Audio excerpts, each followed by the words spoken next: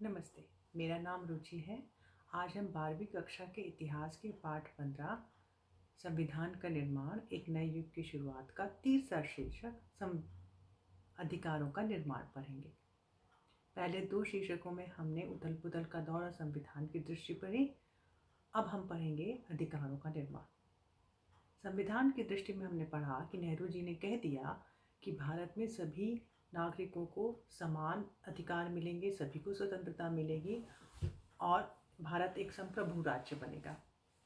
लेकिन भारत जैसी विविधता वाले देश में सभी को समान अधिकार देना किस तरह दिया जाए, सभी के हितों की रक्षा की जाए, ये एक बहुत बड़ी समस्या थी।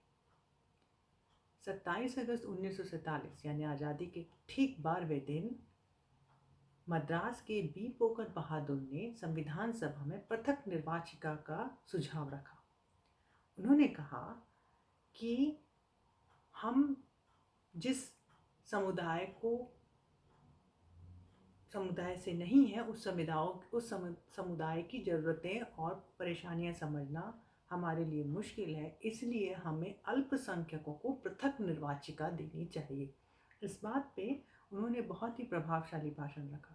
उन्होंने कहा कि अल्पसंख्यक सब जगह होते हैं, हम उन्हें हटा नहीं सकते, लेकिन हम एक उन्नतशील, प्रगतिशील, समान अधिकारों वाले समाज की बात कर रहे हैं। तो इस तरह के लोगों को पूर्ण अधिकार देने के लिए, पूर्ण प्रतिनिधित्व देने के लिए हमें इन्हें पृथक निर्वाचिका ही दे देनी चाहिए। उन्होंने कहा कि देश के शासन में मुसलमानों की एक सार्थक भागीदारी होनी चाहिए। इसके लिए पृथक निर्वाचिका ही एक उचित उपाय है। उनका यह उपाय सुनते ही राष्ट्रवादी नेता इस उपाय के एकदम विरोध में आ गए। आर.वी. धुलेकर ने कहा कि यह एकदम गलत है और उन्होंने कहा कि अंग्रेजों ने इस तरह की नीतियां की थी कि किसी एक विशेष समुदाय को उन्होंने ज़्यादा संरक्षण दिया था। हमें ये काम नहीं करना चाहिए, ये हमारे लिए बहुत घातक होगा।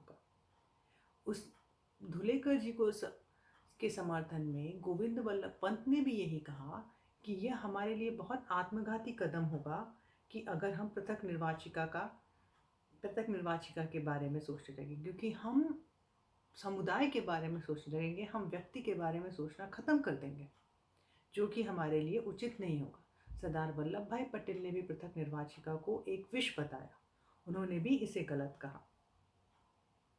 इसके बाद जरूरी नहीं है कि हर किसी को पृथक निर्वाचिका की बात उचित लगी हो।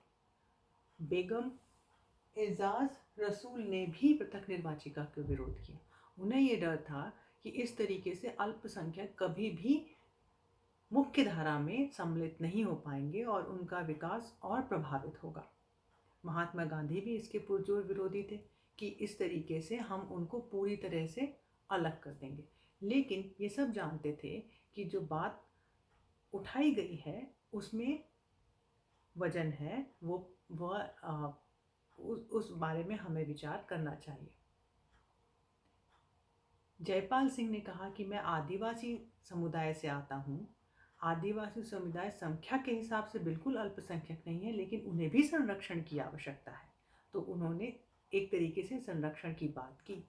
B.R. अम्बेडकर ने भी यही कहा कि दलित जातियों के लिए, दमित लोगों के लिए संरक्षण की आवश्यकता है। विभाजन के बाद B.R. अम्बेडकर जी ने पृथक निर्वाचन की बात को छोड़ दिया था। लेकिन अब बात ये थी कि अगर हम पृथक निर्वाचन की बात नहीं करते हैं तो किस तरीके से हम समाज के सभी लोगों को बराबर प्रतिनिधित्व दे पाए। संविधान सभा में सभी लोग अच्छी भावना से बैठ के यही सोच रहे थे कि किस तरीके से समाज के हर व्यक्ति को बराबर अधिकार दिए जाए। इसके लिए आखिरी में सभी इस बात पे सहमत हुए कि हमको हिंदू मंदिरों को सभी जाति के लिए खोल देना चाहिए। अस्पृश्यता का आपको पता होगा, उस समय छुआछूत की बातें बहुत चलती थी कि इसको मत छुओ, उसको मत छुओ।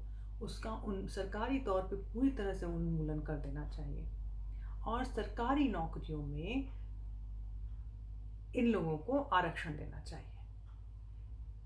इन बातों का भारत की जनता ने स्वागत किया और खुले मन से अपनाया। धन्यवाद। इस तरह अधिकार का निर्माण खत्म होता है। धन्यवाद।